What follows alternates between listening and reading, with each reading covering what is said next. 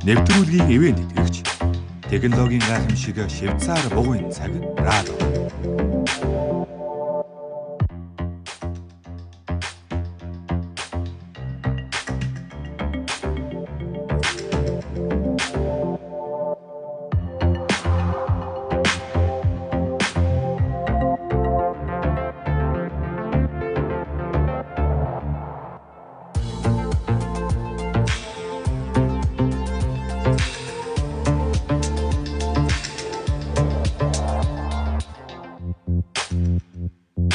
Сайн байцгаана уу эрхэм хүндэт үзэгчтэй. Түүхэн хэлгээ нэвтрүүлгийн энэ удаагийн дугаар эхэлж байна. За энэ дугаарт бид нэр монголчуудын улс төрийн ботрол, феодлын ботролын тухай энэ сэдвээр ярих юм аа. Энэ ботрол хэзээ үед хэрхэн эхэлсэн, ямар үйл явцтай явагдсан, үр дагавар нь юу вэ гэсэн сэдвийг таарч ярилцсан. За энэ удаагийн маань нэвтрүүлэгт Германы Макс Планкийн институтийн ахлах судлаач доктор Мөнх Эрдэнэ, Монгол Улсын их сургуулийн түүхийн техникийн эрхлэгч доктор Дэлгэр Жаргал нар оролцож байгаамаа. За ингээд техникийн асуудалт руугаа оръё.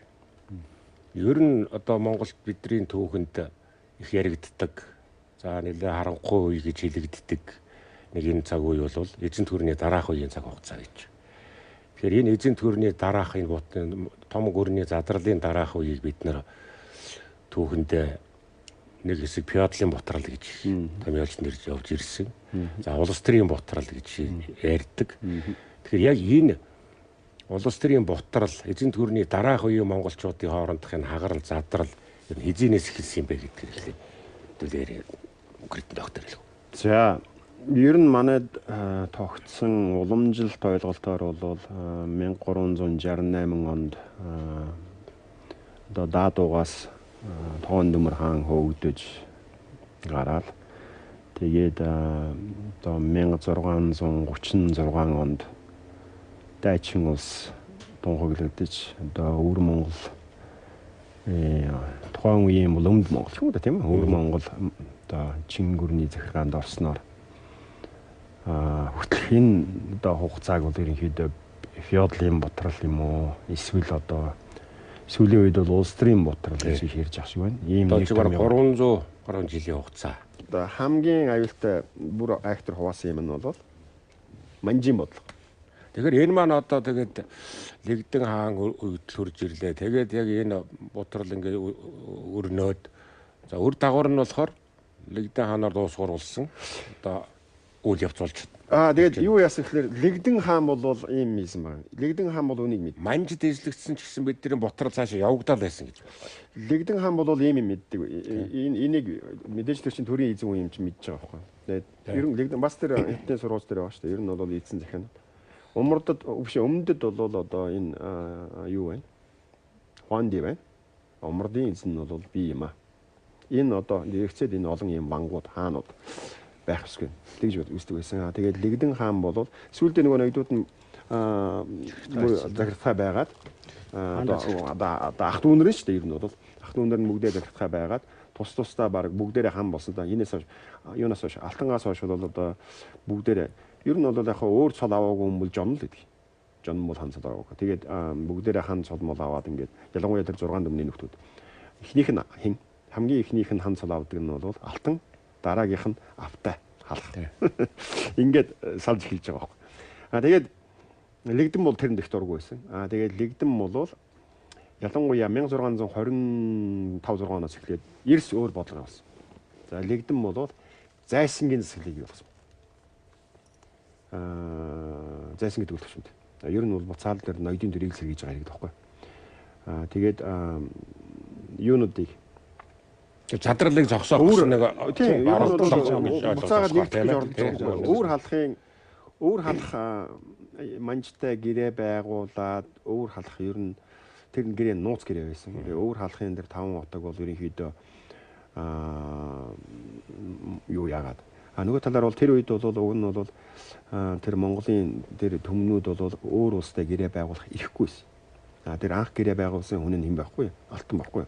Юу гэхээр зэрэг Манжийн нурхаач одоо тэр Манжийн тэр хууч Манж данс шүү дээ тэрэн дээр байгаа. хуучин манж дансан дээр манжийн нурхаач хорчны уубаг хан цолоо гэж ятгаад байгаа шүү Тий. дээ. Тэр нь орчны уба хан цол авах юм бол лигдингийн эсрэг болж байгаа байхгүй юу? Тэгээд дараагаар нь бол тэгж битсэн байдаг. Манайд хоёулаа хамт гэрээ байгаа лээ. Цахар халах биднийг дээрлэхэд байна. Хоёулаа хамт өвчөө нэгтгэе. Бие биенээ хамгаалъя. Бие биенээ тавьж өгөхгүй бай. Тий. Тэгээ гэрээ өчтгөө. Тэгсэн чинь хариуд нь ууба тэгж битсэн байдаг. Биднийг өөр улстай гэрээ байгуулах юм бол харин цахар халах товтлоо. Энэ чи юу гэсэн үг вэ гэхээр өөр улстай гэрээ байгуулах эрхгүйсэн байна. Дараагаар нь одоо саяхан хэвлэгдсэн бас оруулж харчин манжтай гэрээ байгуулсан 1627. Бас тэгээ бичиж байгаа байхгүй. Биднийг танахтай гэрээ байгууллаа гэд энэ одоо нүгэлт хаан тэгдэ хааныг хэлж байгаа. Бид нь л халдлаа. Талхаан зэрлүүс юм хийж байгаа. Тэгээд өөр нэг ямаараа манжтай Монголын ноёдууд энэ одоо лигдингийн эсрэг болсон энэ ноёдууд гэрээ байгуулад байгаа. Лигдин хаан нэгч Монгол ноёнтой гэрээ байгуулахгүй шүү дээ. Яагаад гэрээ байгуулахгүй? Лигдин хаан байхгүй юу? Хаан халбаттайгаа гэрээ байгуулдаг байхгүй юу? Зөвхөн хаан дуулах хэрэгдэх шүү дээ. Гэтэл манжнаар бол юу хийсэн гэхээр зэрэг мэдээж тэгээд лигдингийн бас лигдин бол бодлого их хурц хийсэн. Яасан гэхээр зэрэг өөр халахыг 1626 онд өөр халах одоо ийм байдалтай болонгот өөрөөс нь урвж шүү дээ. Тэгэн гот өөр халах руу цэрэгтэйгээ очиод эхлээд бол юу цахар юу хорчныг довтлсон юм. Тэгээ хорчин нь бол бүр мөсөн хорчныг бол оруулж чадаагүй шүү. Хорчин бол алба төлөхөр болоод яасан. Тэгээд энэ дараагаар нь бол 1626 онд өөр алхахыг яагаад өөр алхаас яасан өөр алхахыг авсан. Тэгээ өөр алхахыг аваад өөр алхахын бол 2 отог нь 60-ууд байран 2 отог нь бол орчинлоо цугтсан. Тэгээд нөгөө үлдсэн 3 отгийг аваад тэгээд тэр Чингис өөрийнх нь угсааны одоо хан хүүд нь шүү дээ захирж шүү дээ. Тэднийг нь энгийн болгоод жирийн иргэн болгоод харцаар Тэгэхээр жиндээ юу харагдаад байна гэхээр чинь язгууртнууд эрх мэдлийг халчиж байгаа байхгүй. Тэгвэл гут нөгөө язгууртнууд нь эрх мэдлийг хадгалахын тулд бүгд эсэргүүцэл болсон биз. Тэгээ бүгд манжтай холбоотой болоод лигдингийн эсрэг болсон. Тэгэхээр чи яг энэ нэг улс дотроо дотоодын хямралаад арахын тулд жишээлбэл лигдин мэнг төших маягтай. Нөгөө ноёдууд нь болохоор манжийг төших маягтай. Болчихж шүү дээ одоо яг энэ улс төрийн бутрал хямрал тэмцлийг гол үр дагавар. Дотоод хямралаа өөрөөсөө засахын оронд бол одоо манжаас хамгаалах хэвчээ. Манжаас хамгаалах чинь байхгүй. Мэнг хамгаалаад байгаа шүү дээ. Ер нь манай яг өмнөх танд аваад. Манай өмнөх төвчлэг дэж өгөх байхгүй. Тэр чинь Европын бичсэн бичлэг байхгүй. Үнэн тэндээс мөнгө авч ирсэн. Гэхдээ юу болсон гэхээр мэн хүчлэхэг байгаагүй. Мэн сул. Мэн бол маш сулгацсан байсан. Айгүй олон тариашнтын бослог гарцсан байсан. Одоо ер нь бол мэн бол унж байсан. Өөр нэг нь бол манж хүчлэхэг байгаагүй. Манж Монголыг хизээч байлдан дагуулаагүй. Манж хүчлэхэг байгаагүй. Манж бол зүгээр ер нь яг дайн хийхдээ бол хятадуудын эсрэг сайхан даждаг. Хятадуудыг бол яадаг. Тэгээд бэхлэлтийн дайнд бол боломж юм байсан юм шиг байна. Түүнээс биш хээр тал газар нутаг дээр бол манж нар хизээч дайдаг. Монголчуудтай бол дайдаг. Манай түүх бичлэгт манж Монголыг эзэлсэн юм шиг 1620 онд цахарлаар нэгэн ч удаа бүгд худлаа. Бүгд худлаа. Манж бол харин нөгөө талаар бол 1632 онд манж анх хамгийн анх удаа одоо цахарлуу гэдэг юм Монгол руу довтолж байгаа. Тэр нь хинтээ тэрний өмнө бол манж довтлох гэж олон удаа айн морцсон. Бүгдэнд нь буцсан. Яагаад буцсан гэхээр хорчин нийлэхгүйсэн байна. Уубагийн сонирхол юу байсан гэхээр зэрэг авчиж байгаа. Ууба энд манж байж. Энд цахар байж. Хамгийн анхны манжийн тавлан бичтэй уубач. Яг тэр нь яг. Тэр намаа гэж. Уубач өөрөө бас тусгаараа баймаар байна шүү дээ. Ууба лигдэн захирдмааргүй байна. Лигдэн захирдахгүй бол энэтэй холбоотой байгуулж энэтэй холбоо байгуулчих юм бол Ботролын үр дагавар тэр. Лигдэнгийн эсрэг тэнцүүхэн болчих шүү дээ. Тийм учраас хүчээд энэ зүйл чинь тийм үү. Тийм байдалтай байсан. Тийм учраас нэгнийх нь юунд ийшээ довтлох гэхээр зэрэг ууба зэрэгээ нийлүүлэх болохоор маж дандаа ухардаг байсан байхгүй. Тэгэхээр энэ байдал чи одоо яг бидний энэ яриад байгаа өнөөгийн манай Монголын байдалтай тун тустай харагдаад байна. Бид одоо манжи үе Монгол тэр ботор хагарлаа яриад байгаа боловч яг өнөөдрийн одоо энэ болцсон үйл явц. За тэр ч яах вэ? Тэгэхээр энэ багаадын үе автаж гэж ярьдаг гэсэн. Тий. Тэгэхээр энэ за энэ ингээд манжи тэтэй дэргүү одоо бид нар эрхшээлд нь орлоо. Төр эрх мэдлээ өгчлөө шүү дээ тий. Тэгэхээр энэ хагарал ингээд зогссон юм уу? Монголчуудыг хагарах бутрах жижигэр хасууд цаашаа дахиад явсан юм уу? Төгсгөл нь хаана байсан бэ? Би энэ дэлдэг юм байх хэрэгтэй. Ер нь бол манай түүхчлэгт би дахиад одоо бүр яг эсрэг юм яах чинь. Манжинар ингээ Монголыг байлдан нагуулаад аваад тэгэл манжинар хушуу гэдэг байгууллагыг одоо бүтцийг бий болгоод тэгээд монголчуудыг хушаагаа гоо. Хизээч тийм байгаа. Нэг ч тийм байгаа. Манж жижиглээгүү. Манж жижиглээгүү. Нөгөө нэг Батмаг Даян хааны угсааны хөвгүүдтэй юм хуваадаг тэр юм аа өмчөл хуваагаад сууж байгаа байхгүй. Тэгээд тэрийг нь яг манжнаар яадаг. Нөгөө талаар тэр нь бүр Монгол ноёдуудад өөрсдөд ашигтай. Хушууны ноён болох юм бол та цалин бүлүү одоо бүлүү аавна. Цалин биш л дээ. Тэр бол одоо шагналын мөнгө байхгүй. Тэрийг харамж авдаг. Тийм юм авдаг. Тэгээд одоо тэр юугаар өөрийнхөө эзэмшлийг өөрөө захирдаг. Ялангуяа энэ монголчууд өөрсдөө л уусан. халахад бол бүр тийм хушууд нь маш жижигэрсэн байна шүү. Өвөр Монголд бол хамаагүй гайгүй. Өвөр Монголд бол 49 хушууд Монголын улсаас хамаагүй том байгаа шүү. Тэр чинь халахад ч одоо 86 хүрнэ гэдэг чинь юу гэсэн үг гэхээр тэр асар анх бол тийм олон хушуу байгаагүй. Өөрөө өөрсдөө жижиглээд байсан. Тийм. Яг нь хүсэл тавьдаг юм байна л. Тэр ноёдын тавьж байгаа хүсэлтийг бол манжи хаан биелүүлээд байгаа байхгүй. Тэгэхээр хараа энэ дээр нэг юм байж жирчээвээ сайн байсан биз. Монгол манж хоёрын харилцаа юу байсан юм бэ гэдэг. Монгол манж хоёрын харилцаа юу харин гол нь тий. Энэ дээр тэгэхээр хараа Монгол манж хоёр холбооны улс байсан юм аа. Холбооны улс. Гэхдээ манжин төвлөрсөн. Манжин төвлөрсөн. Монгол нь улам бүр задарсан бутарсан. Монгол бол юу болж ирсэн гэхээр зэрэг олон тайж нарын эзэмшил болж ирсэн. Лэгдэн хааныг залгамжилж манжин хун тайжийг хаанд өргөмжилж байгаа шүү дээ. Тий.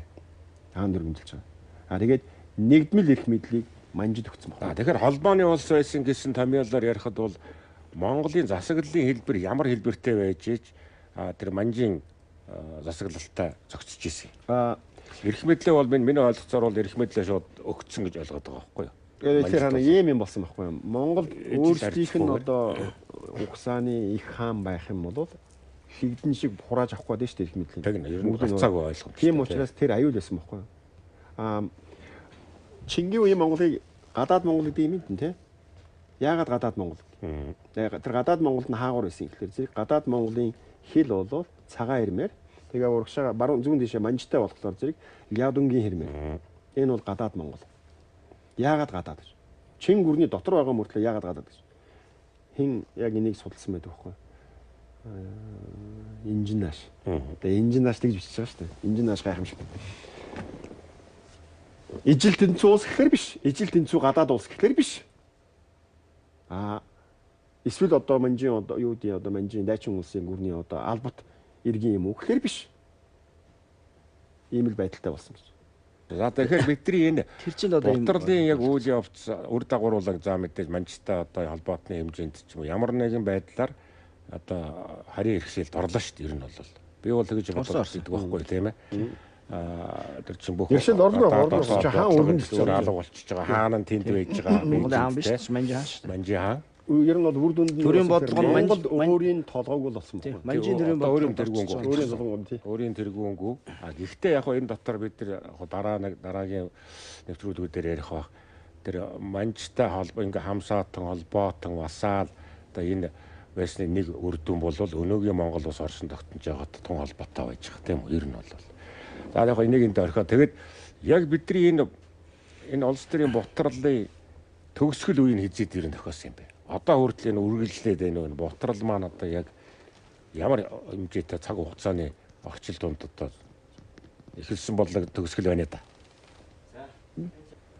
1911 онд Монгол одоо Богд хааныгаа өргөмжилж тэгээд одоо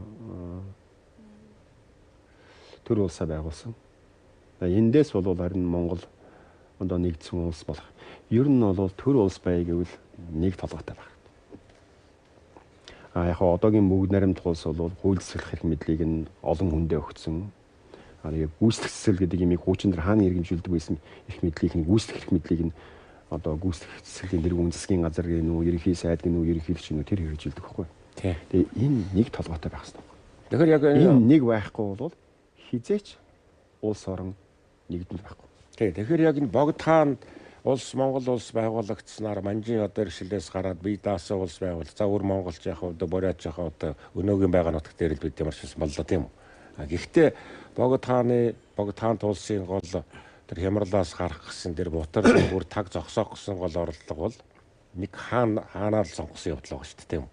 Угаасаа төр улс гэдэг юм хаангүй болвол одоо тухайн үеийн ойлголтоор бол тийм үү. Төр улс гэдэг юм ер нь бол одоо эрхийг хадгалах, эрхийг хэрэгжүүлэх тийм юмчил төр улс юм шүү дээ. Тийм юм байхгүй бол төр улс одоо байхгүйтэй адилхан. Тийм учраас хэмжээгүй эрх таан Дэвид Снит байна шүү дээ тийм үү. Дэвид Снит. Дэвид Снит чинь бол тэр манай 1640 оны одоо их цааз байна шүү дээ. Монгол ойрдын их цааз гэж нэрлэдэг гэдгийг.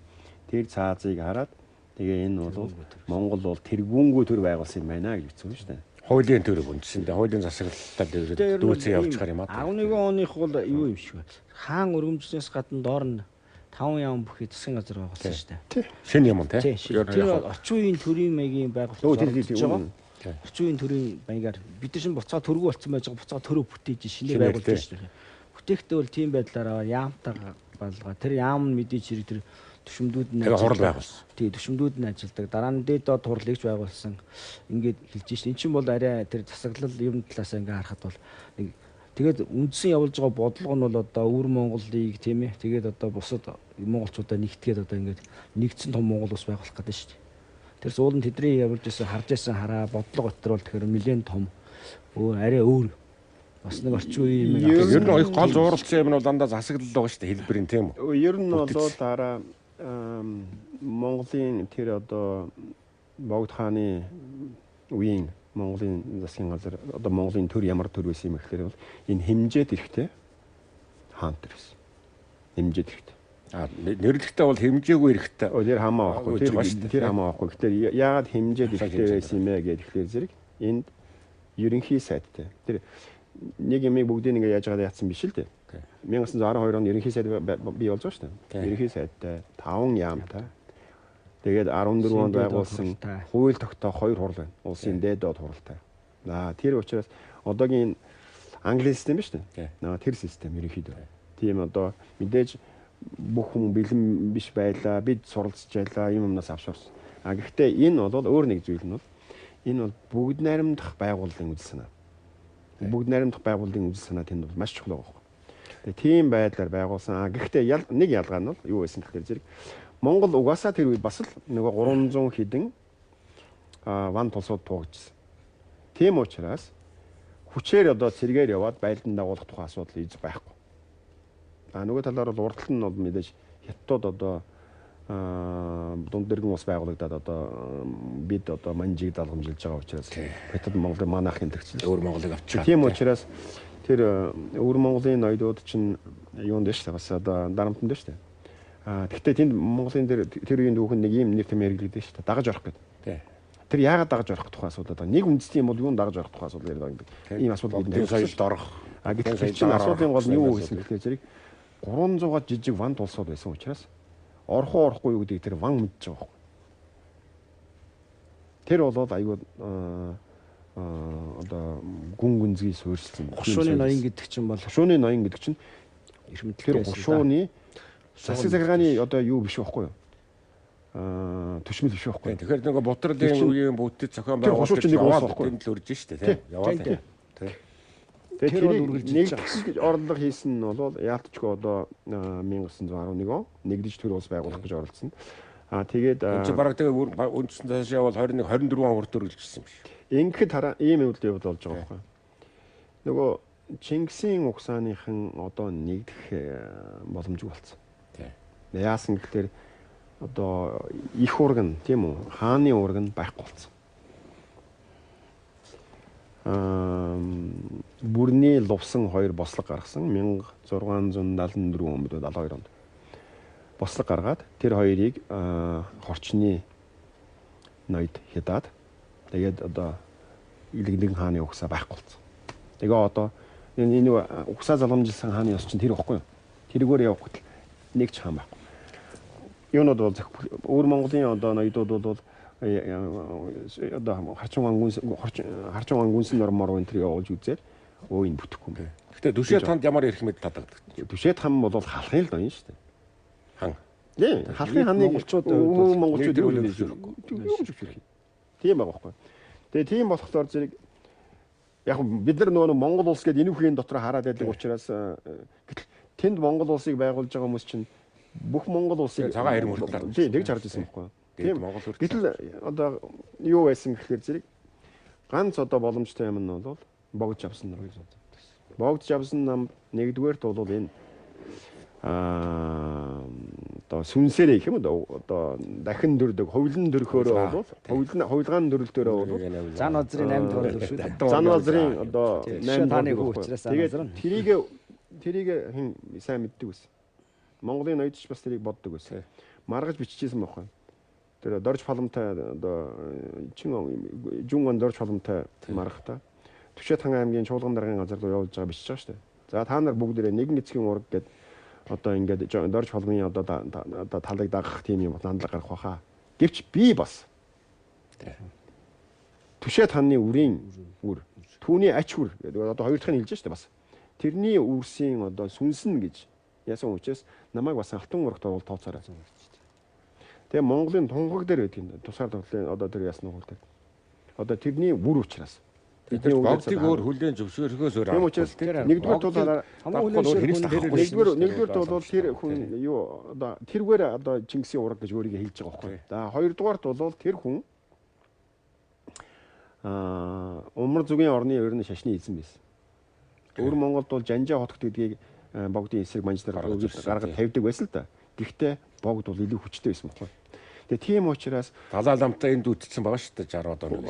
Ер нь яг үү. Тийм учраас бол ер нь бол энэ бурхны шашны энэ одоо төвдийн ч гэдэг юм уу энэ бурхны шашны ертөнцид чинь бол далай лам банчин богд авсан 3 байсан шүү дээ. Тийм учраас бол үнэндээ богдыг бол тавихаас өөр аргагүйсэн. Тэгээд богд бол харин одоо энэгээр бол яг шашин бол харин Монголыг нэгтгэх. Гэхдээ тэр ганц шашин биш. Ганц шашин биш. Тэр нь бол нөгөө нэг юуны алтан урагтай холбоотой байхгүй юу? Оюун санааны тийм учраас авч явсан. Одоо нэгдэх тийм болно. Тэрнээс гадна бол нэг ийм юм билээ шүү дээ. Өөрөөр хэлбэл Ар Монгол гэдэг байгаа. Одоогийн Монгол улс үндэсэндээ шүү дээ. Юугаараа нэг давуу тал байсан бэ гэхээр тэр богдын хүрээ гэдэг юм чинь бүр ингээд өстрийн төв үүссэн. Энэ маш чухал үүрэгтэй байсан. Тэгэхээр ингээд юм байна. Ноёдод чуулган хийгээд хэд чуулган хийж чаддаг юм. Хиний нутаг дээр хуралдах вэ? Түшээ Таны нутаг дээр хийхээр Цэцэн хааныхан ч юм уу, Засаг тааны би яхаар Түшээ хаанаа таачдیں۔ Засаг таан дээр очихоор Түшээ Тааныхан ноён нэр идэх. Тэгэхээр ийм бол ингээд сүлдээ бутралчин явсараа тийм хэлбэр рүү орд юм шүү дээ. Өвөр Монголд бол тийм байдал үүссэн байна. Ямар санда Өвөр Монголын ардын нам чинь Бээжинд хуралдаж сурлаа хийсэн гэж байна. Анхныхаа байгууллага зохион байгуулалт хурлаа. Тэгэхээр манайд чинь бол шашны тэргүүн учраас хүрээнд ирж байгаа бол одоо тий яг мөргөлийн юунд ирж ийн гэдэг тэнд бол маш чухал үүрэгтэй улсын төв болцсон байна. Одоо нэг юу тэр бол тэр агуулгаараа бол энэ Жавцан номын үүрэг бол одоо их чухал юм. Зөвхөн 8 биш ерөөсөө нийт явсан манай богд. Даншиг биш тий. Даншиг наадмаа хийдэг. Даншигч нь одоо бүх халахыг цуглуулсан чуулган их боломж болгож байсан байхгүй. 11 он тэгээ байсан.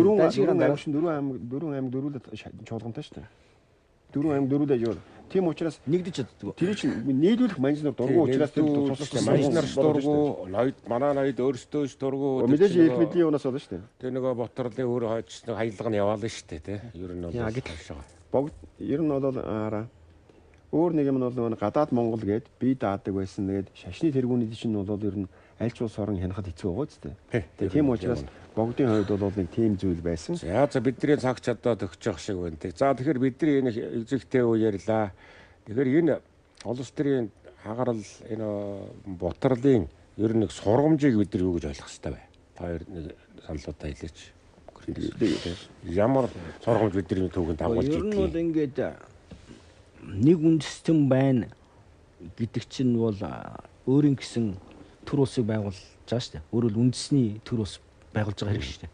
Тэгэхээр нэг үндэснэрээ ингээд оршин тогтоход монголчууд монголоор оршин тогтноход тэр өөрсдийнх нь Монголын төр гэдэг юм гол үр гүйцэтгэж байгаа юм л да. За хэрвээ ингээд бутраад ингээд задраад явах юм бол тэр чинь ингээд олон толгойтой болоод эхэлж байгаа хэрэг шүү дээ тийм үү. За ийм байдал бол түрүү ярьж шээ сүүлдээ бүр зарим улс бол ингээд олон тусдаа ус болоод сүүлдээ бол тийм. Тэгээд тусдаа ус болоод явах юм бол чинь тусдаа үндэстэн болж хорно шүү дээ. Цааш та тийм үйл явц явдаг. Тэгэхээр нэгдүгürt одоо энэ үндэсний оюун санаа энэ юмыг ингэж identity энэ бүх юм тэр бутралыг чинь борж ингэ задардаг тий. Магадгүй одоо зарим нь өвөр Монгол гэж харж байхад зарим нь халах Монгол зарим нь магадгүй тий. Одоо брод монголч гэж харддаг юм тий. Ийм байдал руу явж байгаа гэсэн. Ийм одоо энэ санааны хувьд юм задлагч үүрэг гүйцэтгэдэг. За хоёрдугаарт мэдээж хэрэг хамгийн гол юм бол энэ бүхний дараа бол тэр үндэсний тусгаар тогтнол, улс орны тусгаар тогтнол гэдэг юм алдагдах тэр аюулыг хүргэж идэг. Тэр тэргүй нэгдмээс бацрахаа байгаа учраас гадны хүчийнхэн орж ирээ тэнд нь тоглолтыг бүрэн боломж гардаг. Яагаад манжир ингэж монголчуудын хооронд нь хагалдуулаад тэнд ингэж амжилттай ямар ч аяндаа хийлгүүгээр эзлээд авцсан гэхээр тэнд л одоо тэр гадны том бодлого явуулаад монголчуудын хооронд нь бутрахыг одоо энэ рүү илүү одоо боломж олдож шүү дээ. Бусдын хоол тэрний үр дагавар бид үндсэндээ аль тусгаар тогтнолоо алдаад өөрийн төргүү болоод манжид одоо ингэ дагаар орох. Одоо ийм төвшөнд хүрч байгаа шүү дээ. Тэгэхээр одоо ингэж бутарж явж исэн ард түмэн 20 дугаар зуунд харин энийг ноёдууд ойлгоод эн чинь оросын хүмүүс нь тий буцаагаад бид нэгдэхгүй болохгүй юм байна. Ингэж болдгүй юм байна гэдэг ойлгоод 11 он тэр хөмсгөлийг хийсэн хэрэг шүү дээ. Сургамж нь тийм. Тэд нар бол тэндээс тодорхой хэмжээнд тийм ч учраас богдыг өргөмжлөөд бүгд зөвшөөрөөд тэгж би чаан болъё гэдээ яваад байвал болно шүү дээ.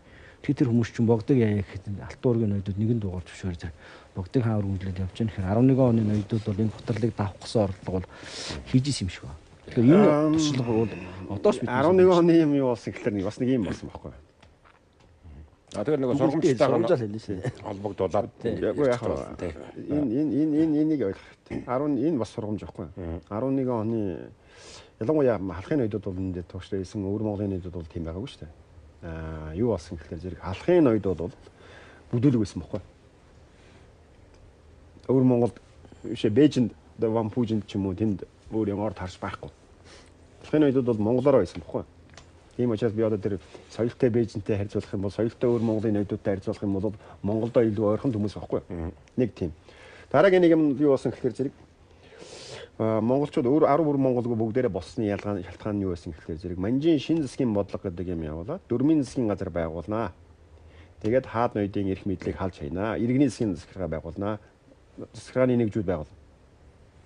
Одоо нөгөө ноёдуудаас чинь иргэдээ одоо тэр хушууга захирах эрхийг авч явах гэсэн байхгүй. Тийм учраас бүгд боссон байхгүй. Амин дээрээ тулаад. Энэ бол хамгийн том эрх мэдлээ алдчих эрх мэдлээ алдчих. Тэгээд тэрийг хамгаалахын тулд тэрийг хийсэн. Тэр дотор нэгдэх гэсэн энийг нэгтгэж засгийн газар байгуулъя гэж бодож хүмүүс байсан. Тийм.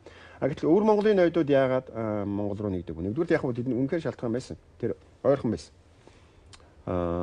Хятадын зэрэг орж ирэл бол ойрхон байсан. Гэхдээ бүгдээрээ тэр дотор босч байгаа ноёдууд биш үү? Залуу ноёдууд ганц нэг ноёдууд биш үү? Гэтэл хамгийн гол нь тэд бүгдээрээ ядад амьдрал тасцсан. Тэнд өөрөн хөрөнгө чинээ тэнд байна. Ихэнх нь тийм. Тэгээд тийм учраас тэд бол юу гэж бодож ирсэн гэхээр зэрэг манжийн хааныг одоо ингээд дагаад байгаад байвал бид тэнд одоо бас нэг яваад байж болох байхаа гэсэн тийм бодолтой байсан байхгүй. Тэд Монголоо бас бодохгүй байсан биш. Монголоо тэрэндээ тохируулж бодож ирсэн байхгүй. Тэгээд одоо үр дүн нь бол юу вэ гэхээр зэрэг төр засаг гэдэг юм байх ёстой бол төр засаг бол одоо энэ конусын хэлбэртэй байх ёстой. Босоо тогтолцоотой байх ёстой. Ийм тогтолцоотой байх ёстой юм. Нэг толгойтой. Тэгээд нэг толгойтой байх ёстой. Гүйцэтгэх эрх мэдэл гэдэг юм нэг сумаар явах ёстой. Тэгэхгүй бол хоёр болох юм бол хоёулаа хэрэлдэн, гур бол гуруулаа хэрэлдэн, дөрв бол дөрвөлээ хэрэлдэн. Тэгээд дөрвөлээ хэрэлсэн үр дүнд бол улсаа 4 5 хэсгээр нь яваад авдаг. Тийм л юм байна. Ийм сургамж харагдаж байна тийм үү? Тийм л. За. За ингээд та бүхэнд баярлалаа. Эрхэм үзэгчтэй түүхийн хэлхээ нэвтрүүлгийн энэ удаагийн дугаарыг хүлээн авч үзсэнд их баярлалаа. Тэгээд энэ удаагийн дугаарт Монголын одоо монголчуудын түүхийн хамгийн эзэгтэй нэг сонирхууштай тэгсэн мөртлөө тэр болгон хүмүүсийн мэдээд байдгүй мэдэх ёстой. Энэ одоо улс төрийн бутрал, биодрын бутрал гэдэг энэ цаг үеийг хамран ярилцлаа. Төлөө авсан сонирхсан та бүхэнд баярлалаа.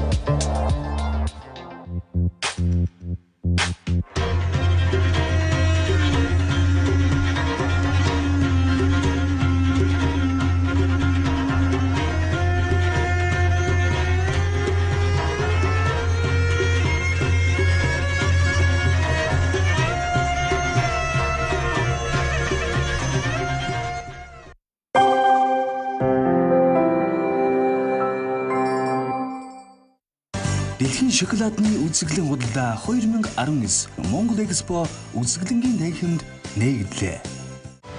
Swarovski шинэ жилийн онцгой хямдралаа задлаа. Том бэлэг, том хямдралтай Sony брендийн шилдэг бүтээгдэхүүнүүдийн урамшуулалт худалдаа нарангийн салбаруудаар явагдаж байна. Sony Full HD 4K нэгтэршилтэй смарт болон Android зургатууд 46% хүртэл хямдарч, бөөн бэлэг дагуулж өгч байна. Та манай хүүхдийн зууд байрлах наран мод болон их тавны хүүрний баруунтад байрлах наран плаза салбарууд дээр хүрэлцэн ирж үйлчлүүлээрэй. Нандин бэлгийг нарангаас. Том бэлэг, том хямдралтай Sony брендийн шилдэг бүтээгдэхүүнүүдийн урамшуулалт худалдаа нарангийн салбаруудаар явагдаж байна. Sony Full HD 4K нэгтэршилтэй смарт болон Android зургатууд 46% хүртэл хямдарч, бөөн бэлэг дагуулж өгч байна. Та манай хүүхдийн зууд байрлах наран мод болон их тавны хүүрний баруунтад байрлах наран плаза салбарууд дээр хүрэлцэн ирж үйлчлүүлээрэй. Нандин бэлгийг нарангаас. Хинти хангай саяны өндөр сайхан нуруунд хайд зүгийн чимэг болсон хөвч уулнууд миний шарган намны өргөн их говьуд өмнө зүгийн лай болсон элсэн махан далайнууд энэ бол миний төрсөн нутаг Монголын сайхан их орондоо хайртай боловсролтой Монгол хүнийг хөгжүүлж буй багш та нартай баярлалаа. Монгол улсын хан төлөө хамтдаа зүтгэцгээе. Том бэлэг, том хямдралтай Sony брендийн шилдэг бүтээгдэхүүнүүдийн урамшуулалт худалдаа нарангийн салбаруудаар явагдаж байна. Sony Full HD 4K нэгтэршилтэй смарт болон Android зургатууд 46% хүртэл хямдарч, бөөн бэлэг дагуулж өгч байна. Та манай хүүхдийн зууд байрлах наран мод болон их тавны хүүрний баруунтад байрлах наран плаза салбарууд дээр хүрэлцэн ирж үйлчлүүлээрэй. Нандин бэлгийг нарангаас. Swarovski шинэ жилийн онцгой хямдралаа задлаа. Дэлхийн шоколадны үзэсгэлэн худалдаа 2019 Монгол Экспо үзэсгэлэнгийн танхимд нээгдлээ.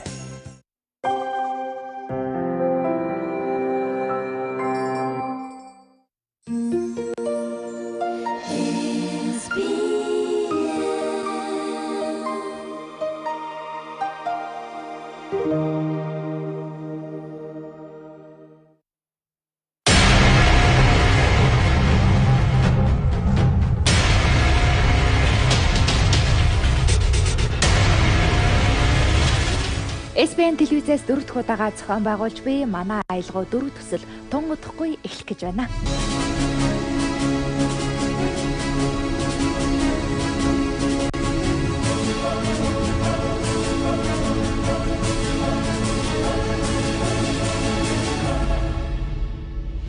Сайн бацгаана үзэгчдээ.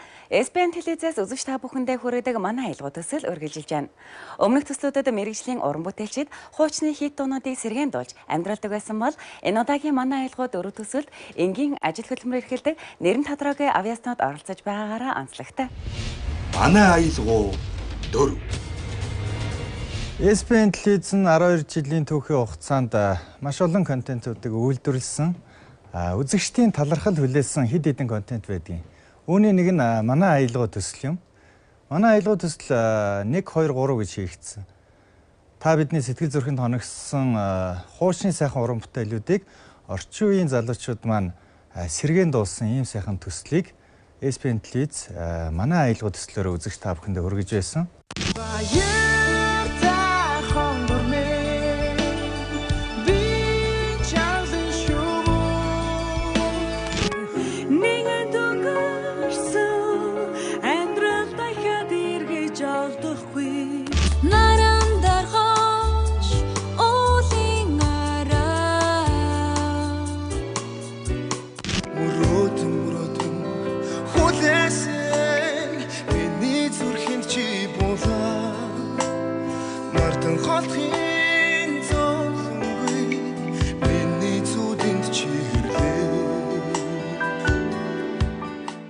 SBN телевиз маань өөрөө бол тэртээ одоо арт түмнийг entertainment-аар тийм ээ урлаг соёлоор соён гэгэрүүлэх ийм чиглэлийн телевиз. Тэгээ яг энэнийхээ дагуу хамгийн одоо яг нүдэ олсон зөв төсөл нь би манай аялгау төсөл гэж боддог. Тэгээ өмнө нь Монголын рок попын одоо бүр хууччууд акулуудаас нь ахуулаад шин залуу хамтлаг уран бүтээлчд хүртэл энэ төсөлд хамрагдаж хуучны сайхан дууг дахиад цоошноор гаргаж ирж байгаа юм шиг аранж рок найруулгуудыг хүртэл өөрчилж ийжсэн. Зарим нь ийм дуу байлуу гэж эргэлзээд мартагнах хүртэл байсан дуунуудыг шинээр гаргаж ирж байсан. Тэгэхээр энэ бол